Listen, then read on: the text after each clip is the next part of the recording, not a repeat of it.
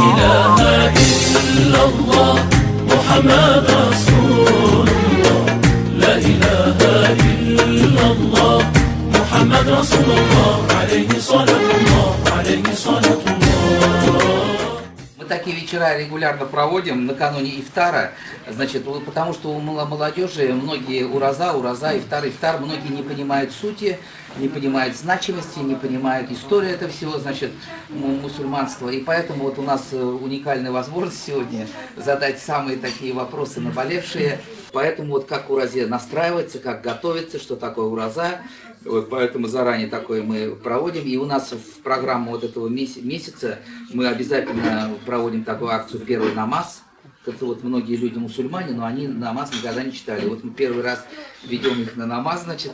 Штаб у нас проводит нынче вот таких запланировано 4 мероприятия у нас. 2 это в Думе мы проведем, первый намаз и ифтар, значит, 1 в штабе. И на Поклонной горе 23 числа совместно с полпредством. Құяш шыққаннан башлап истинный рассвет, таң атқаннан башлап татарша айтканда құяш батқаншыға қадар шул 3 ишни қалдыру, ішеу ашау һәм шул хәләл булган якынлык, ул шул имсәк, шунардан тыйылып тұру, гарәпчә әйткәндә имсәк, бу инде ураза дип атала, ураза. Наши праведные дедушки и бабушки, которые жили до нас, да, несколько столетий тому назад, полвека тому назад, их мы, которых видели, очень уважаем. Мы их знаем, их образ жизни, как они постились, как они рассказывали это все. Наверное, у вас тоже есть различные воспоминания. Например, одна бабушка со стороны моей матери говорила, то, что значит, на ифтар кушали именно, брали, значит, горячую воду, туда ложку грубой молотой муки. То есть это был их ифтар. И таким образом они постились, целый день работали. А на сухур было, что было, да, то есть что там было, иногда только вода. Были и такие времена тоже постились. Алхамдулилля, пусть Аллах примет их пост. И сказано, как сказано в аяте «Кутиба алейкум сияму, кама кутиба аля лазина мин кабликум», которые были до вас, что было до нас и до уммы Мухаммада, и после уже последователей нашего пророка Мухаммада, саллаллаху алейхи вассалям, они свою религию как могли, так и соблюдали, а соблюдали очень хорошо. И передали нам. Сейчас вот эта эстафета соблюдения, в том числе, и как вот Рустам Абис сказал, и коллективных молитв, да, то есть и коллективных ифтаров, и индивидуально каждый, чтобы постился должным образом, наилучшим образом, вот эта эстафета нам наши предки наилучшим образом передали. Сейчас уже вопрос, через определенное время, да, через 5 лет, 10 лет, мы уже будем минпабликум, которые до вас, то есть для наших детей, внуков, они уже будут смотреть на нас, как мы смотрели на своих родителей, на своих бабушек и дедушек. Нам надеяться не на кого, да, то есть самим надо что? Организовываться, быть подтянутыми, знать свое наследие, дорожить им. Проведя этот пост, вы обретете благочестие, то есть повысите свой уровень благочестия.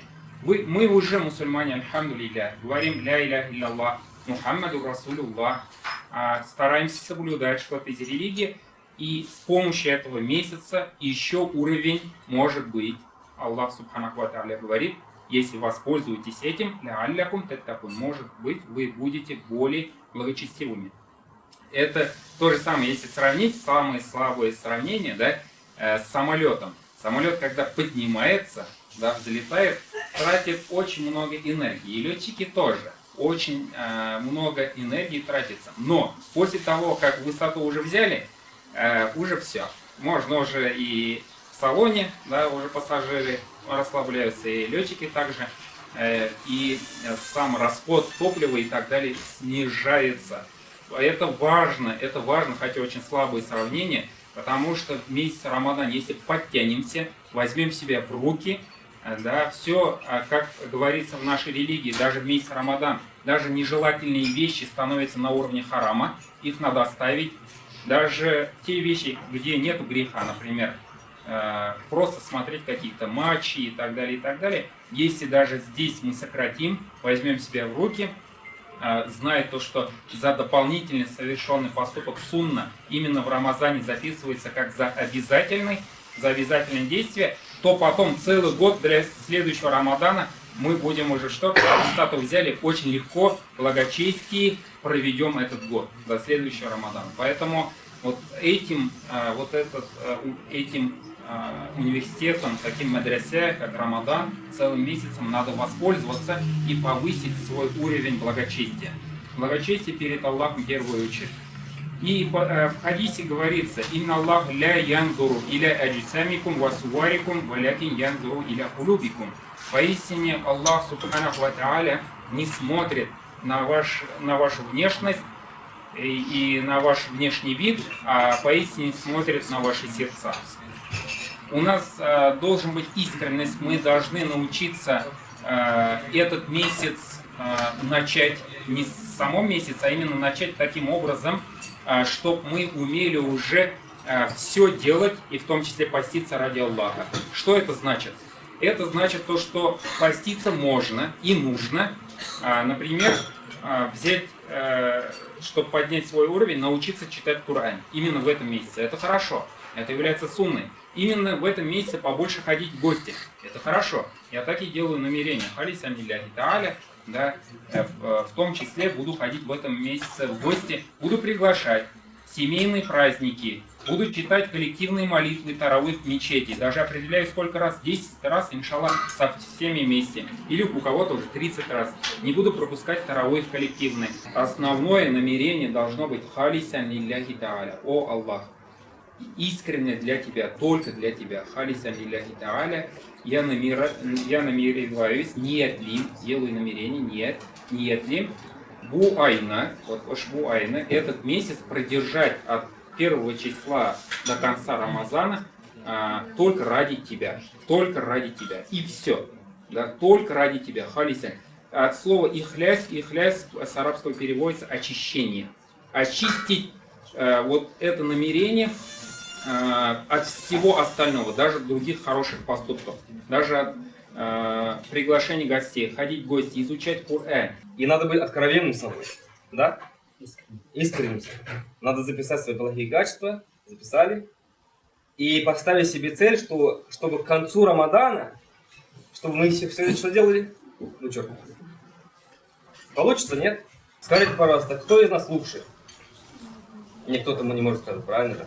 У каждого из нас есть свои недостатки, у каждого есть то, к чему нужно стремиться. Поэтому на обратной стороне этого листка надо что делать? Написать хорошие качества, которые мы хотели бы видеть в себе. Записали, и в течение Рамадана стремимся к этим хорошим качествам. И если мы с вами вот это проделаем в течение 25-9 дней, это станет чем?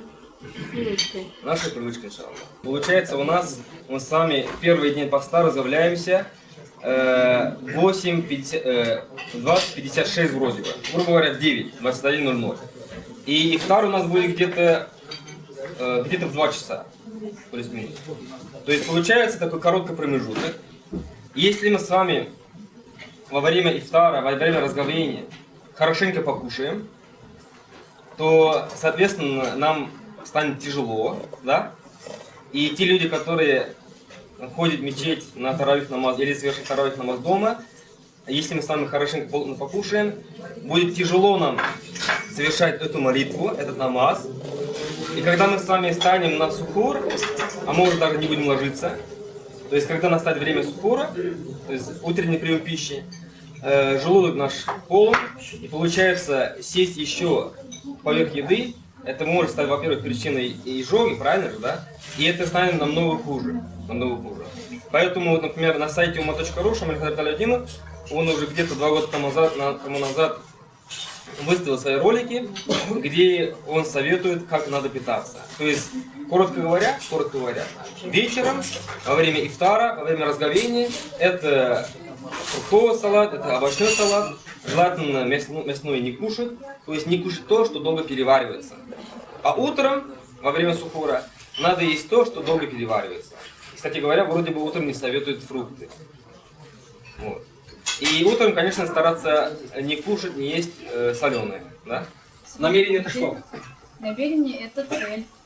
Да. То есть, когда хозяин сказал, что во время поста, то есть можно вознамериться один раз в начале месяца, этого достаточно будет. Но если мы с вами будем каждый день обновлять свои намерения, то есть намерение это что? Это некая такая установка. То есть мы будем давать установку своему организму, что я сегодня, именно сегодня буду поститься, и именно сегодня буду воздерживаться от еды, от питья, от супружеской близости, в том числе от скверных слов и проявлений невоспитанности. И это поможет нам что делать? Это поможет нам оставаться, скажем так, более религиозным, оставаться более таким бодрым, энергичным, потому что это, как уже сказали, это установка. Но рядом с намерением, как уже сказали, идет что еще? Мольба. Вот смотрите, и облегчение, и сложность, все в руках Господа, правильно? И мы с вами часто цитируем такую мольбу, произносим такую мольбу: «Бисмилляхи таваккальту аля Аллахи». Дальше как? «Ля хауля ва ля куввата илля билля». Слышали? Нет. Слышали, наверное, скорее всего. Что означает бисмилляхи? То есть начинаю это делать с именем Господа, уповаю только на Него и прося только у Него помощи. Таваккальту аля Аллахи. То есть уповаю только на Него. И облегчение, и сложность все в Его руках. Ля хауля ва ля куввата. Нет силы и нет мощи ни у кого, кроме как у Господа. Поэтому, если мы хотим с вами облечь свой пост, утром обязательно вместе с едой, вместе с намерением не полениться, не знаю, 5 минут, 3 минуты, 10 минут потратить на что? На искреннюю мольбу. У Всевышний, помоги мне, облечь мне этот пост. Помоги мне соблюсти этот пост так, как надо. Помоги мне соблюсти этот пост так, каким постом ты будешь доволен. Именно такие моменты нужны.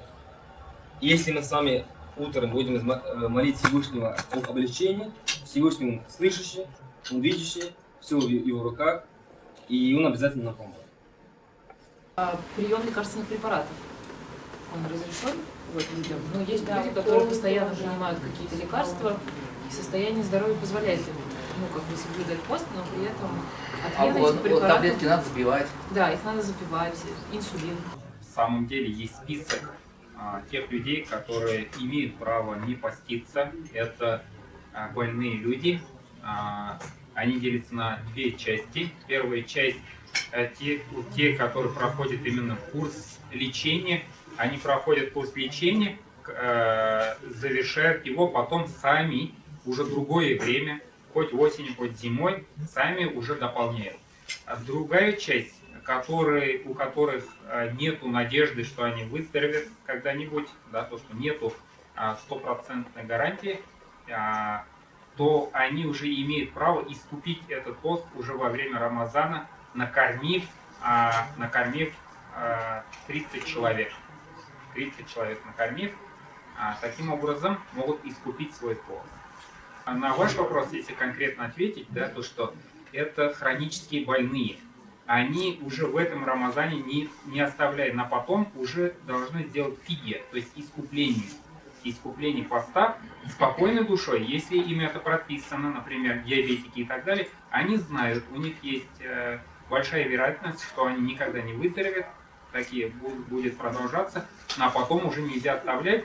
30 человек накормить. 30 человек. Это желательно, да, именно постящихся людей. Также желательно, чтобы этот пост был и благотворительный характер, и чтобы присутствовало родственные узы, то есть не кого-то, так скажем, да, издалека, именно с теми людьми мы живем. Если мы студенты, то своих друзей студентов, нуждающихся людей из своей улицы, своего подъезда, со своей деревни, надо воспользоваться этим и совершить такой поступок. Второй момент – это мусафир, путник. Сафар, путь – это мучение из мучений ада. Хоть даже самолеты, поезда, кто вот ездил, кто летал, знают, трудно, да, трудностей. Возникают такие трудности непреодолимые, хотя все организовано. Поэтому путнику разрешается не поститься, соблюдая условия путника. также, в отличие от намаза, путнику можно и поститься. Да? То, что можно поститься, такой возможность есть, то, что он, если чувствует легкость в этом, и для него это уже привычно, может и поститься. После путник один на один в другое время дополняет свой рамадан. День за день. Искуплять уже не имеет права. По ошибке испорченный пост, например, нечаянно что-то проглотил, да, нечаянно что-то съел и так далее, то один на один, то есть дополняется потом. То есть перепутал время с сухуром и вторым, любая ошибка. А здесь еще есть такое исключение, когда человек взял что-то съел, потом вспомнил, что он вообще-то постится, сразу же это оставляет. Надо прополоснуть рот, если это была еда, а после продолжить пост. Это как бы считается, как говорится в хадисе, подарок от Аллаха Субханаху ва Тааля. Такое бывает. Путник, человек, который покинул то основное место, где он живет, будь то это город, деревня и так далее, это поселение, он покинул на 90 километров и более. 90 и более. И как только он, то есть этот условие выполнил, 90 километров отдаленности находится от этого поселения, он уже является путником. Если у него намерение больше 14 дней здесь оставаться, то он уже не путник. Оставаться в другом месте больше 14 дней по мазхабу имама Азам, Абу Ханифы, то он уже не путник. А если человек, допустим, вышел, из Казани, из Москвы в Казань, там да. Получается, около 700 километров. Да. Как он проехал 90, сразу он уже спокойно. До 90 он не считается? Не считается. По нашему мазхабу по имаму Азаму не считается. Еще хотелось бы сделать вот на ваш вопрос то, что иногда бывает трудно. Да, иногда бывает трудно. То, что вот трудно, есть особенности организма и так далее, все возможные, надо посмотреть, проанализировать образ жизни, все ли, что есть у нас, что необходимый перечень для постящегося выполнить, выполняем ли мы это все. Надо посмотреть, скорее всего, Аллах Та'аля в Коране говорит, в 4 местах, Аллах Та'аля не возлагает ни на одну душу больше того, что он может поднять, и полагаться на Аллаха, и организм, и человек создан наилучшим образом, как говорится в Коране, Аллах Та'аля создал, его возможности очень большие, поэтому настройтесь, иншаллах, что вы сможете. Раз 10 дней смогли, как в спорте принято, да? В турнике раз 10 раз смог, то 11 обязательно сможешь. Если 11 смог, то 12 обязательно. Вот. Уважаемые братья, уважаемые сестры,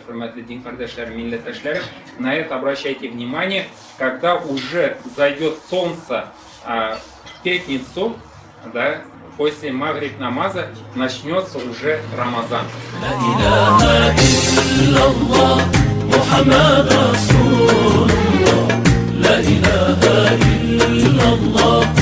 محمد رسول الله عليه صلاة